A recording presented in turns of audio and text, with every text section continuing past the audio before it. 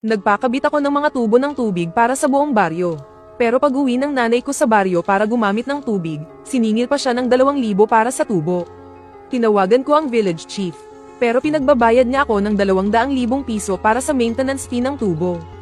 Kung hindi, kailangan daw sumunod sa patakaran. Noon, nagyayabang pa siyang ako raw ang nagmalasakit sa buong baryo. Kapag may problema raw ang pamilya ko, gagawin daw ng baryo ang lahat para tumulong. Pero ngayon, para lang makagamit ng tubig ang nanay ko sa sarili naming bahay, kailangan niya pang magbayad. Kaya direkta kong kinontak ang construction team. At pinabaklas ko lahat ng tubo ng tubig sa buong baryo.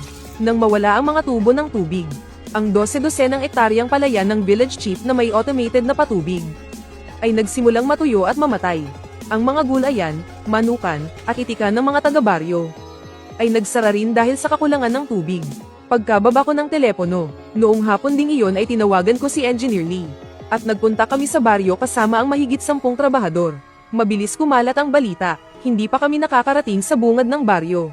Hinarang na kami sa gitna ng daan ng anak ng village chief na si Jiaobao. Kasama niya ang ilang mga tambay. Nakami bewang siya, na para bang sinasabing hindi kami makakapasok. Lin Feng, anong sa tingin mo ang ginagawa mo? Proyekto ito para sa kapakanan ng buong baryo. Subukan mo lang galawin, tingnan natin. Ibinaba ko ang bintana ng kotse. Sinulyapan ko siya, at isa lang ang sinabi ko. Engineer Lee, simulan na. Natigilan si Jiaobao. Hindi niya inasahan na ayoko man lang mag-aksaya ng laway sa kanya. Sumugod siya at kinalampag ang pinto ng kotse. Direkta kong tinawagan ng presinto ng pulisya sa bayan. Ipinagbigay alam ko na may humaharang sa legal na pagbawi ng pribadong kagamitan. Nag-iba ang itsura ni Jiaobao. Ang lahat ng pambili sa mga tubong iyon ay galing sa sarili kong pera.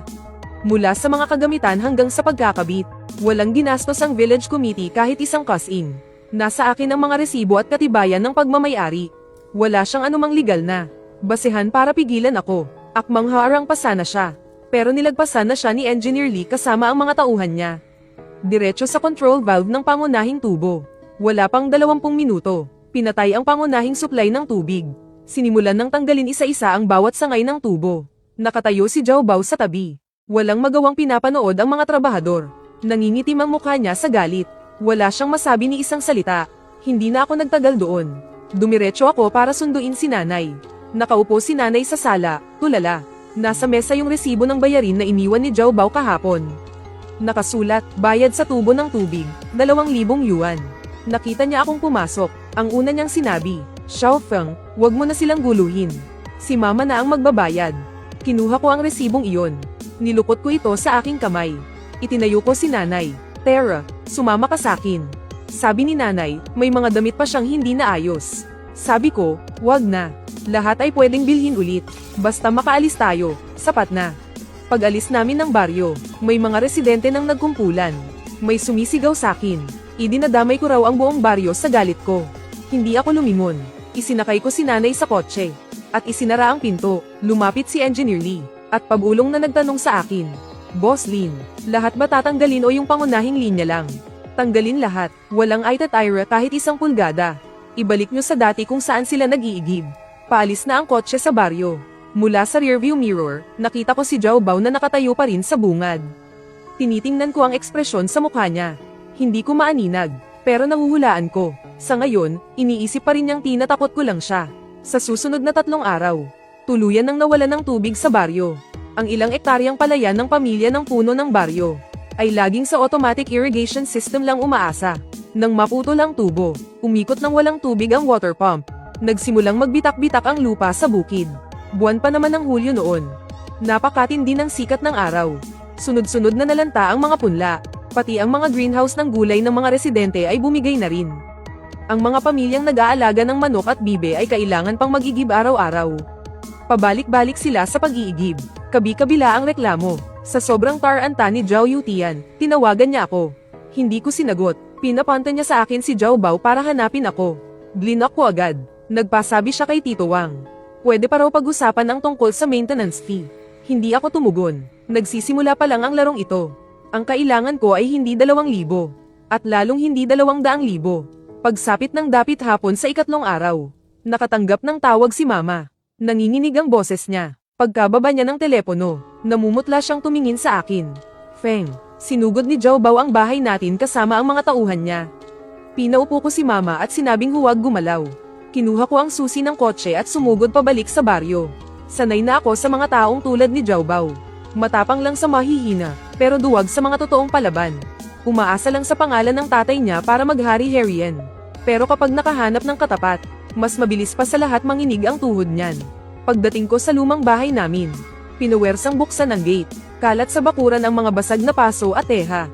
Basag ang salamin ng bintana sa sala. May mga piraso ng ladrilyo na nakakalat sa sahig. Nakaupo sa bakuran si Jiaobao kasama ang 4 o 5 tauhan niya. May mga hawak silang asarol. Pagkakita nila sa akin, humakbang siya paabante. Buong lakas siyang sumigaw. Lin Feng, pakinggan mo kung mabuti. Kailangan mong ayusin ulit ang mga tubo para sa baryo.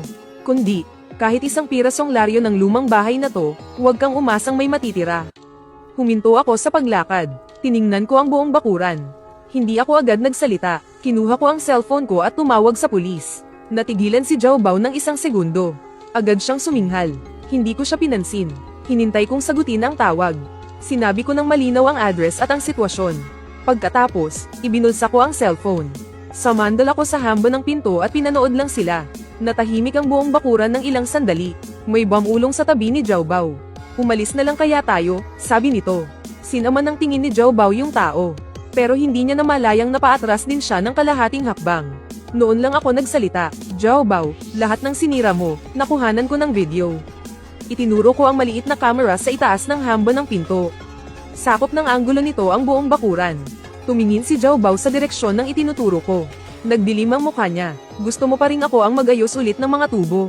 May kinuha akong isang dokumento mula sa dala kong bag. Iniabot ko sa harap niya. Tingnan mo munang maigi. Iyon ang kumpletong katibayan ng donasyon para sa proyekto ng mga tubo noon. Kontrata ng pagbili, mga resibo ng bayad, rehistro ng pagmamayari ng mga kagamitan. Bawat pahina ay may pirma at selyo ko. Kasama pa ang sulat ng kumpirmasyon ng autorisasyon na may selyo ng Village Committee noon. Si Zhao Yutian mismo ang naglagay ng selyo. Kinukumpirma na ang pagmamayari ng lahat ng kagamitan sa tubo ay sa donor. Na walang iba kundi ako. Akin ang mga tubo. May karapatan akong baklasin to. May karapatan akong bawiin. Walang sino man ang pwedeng pumihil sa akin.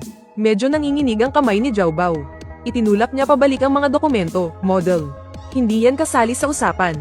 Ang nayo na ang gumagamit niyan sa loob ng maraming taon. Binawi ko ang mga dokumento. Kaya sisingilin ako ng tatay mo ng 200,000 piso para sa maintenance fee. Napabuka ang bibig ni Jiaobao. Hindi siya nakapagsalita. Sakto namang pumasok ang sasakyan ng mga pulis. 2 pulis ang bumaba. Nakita nila ang nangyayari sa bakuran. Ipinakita ko sa kanila ang video recording mula sa camera. Malinaw na malinaw ang buong pangyayari ng pagsira sa pinto at mga gamit. Agad na namutla si Jiaobao. Sinabihan sila ng pulis na makipagtulungan sa investigasyon. Pilit na sinabi ni Jiaobao, kapitan ng barangay ang tatay ko. Walang emosyon ang mukha ng pulis. Sinabi sa kanya na walang kinalaman ng kapitan sa insidenteng ito. Hiniling siyang makipagtulungan. Dinala si Jiaobao at ang mga kasama niya para sa interogasyon. Bago umalis, lumingon siya at tinuro ako. Nagngingit-ngit niyang sinabi, Lin Feng, hintayin mo lang ako. Hindi ako nagsalita, pinanood ko lang siyang sumakay sa sasakyan. Pagkaalis ng mga pulis, umupo ako sandali sa hagdanan sa bakuran. Napakatahimik ng paligid. Umiihip ang hangin mula sa bukirin. Dala nito ang amoy ng tuyong lupang parang nasusunog.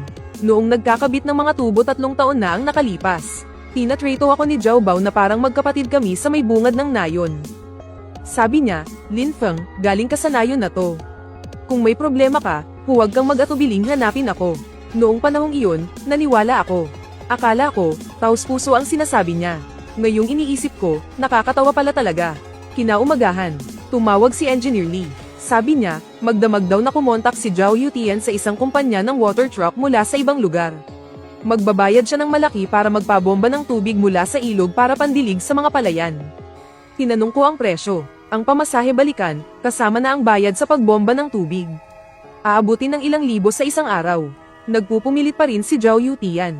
Akala niya, basta malagpasan lang ng mga palayan ang pagsubok na ito. Makokontrol na niya ulit ang sitwasyon. Ang hindi niya alam ay yung daan mula sa ilog papuntang palayan. Malambot ang pundasyon ng lupa. Kapag dumaan ang malaking truck ng tubig, lulubog ang kalsada. Ang dugtungan ng tubo ng water pump ang pinakamadaling magkaproblema. Kinagabihan nga, nagpadala si Engineer Lee ng isang video. Lubog sa putik ang truck ng tubig. At sumabog ang tubo ng water pump. Lahat ng tubig na nahigop ay natapon lang sa lupa. Nakatayo si Zhao Yutian sa pilapil. Habang tinitingnan ang mga naninilaw at tuyot na punla, hindi siya kumilos ng matagal. Hindi na maisasalba ang pinsala. Pero ang mas iniisip ko, ay yung sinabi ni Tio Wang sa baryo kanina. Yung inanunsyo niya sa speaker. Sabi niya, tinanggal daw ni Lin Feng ang mga tubo para sa sarili niyang interes. Sobrang pinahirapan daw niya ang buong baryo. Bukas ng umaga, sama-samang pupunta ang mga taga-baryo sa bayan para isumbong siya. Dahil sa anunsyong iyon, napag-isip-isip kong muli ang sitwasyon. Kilala ko si Tio Wang. Mahigit 50 anyos, isang tapat na tao. Noong kabataan nila, nakatrabaho niya ang tatay ko sa sakahan.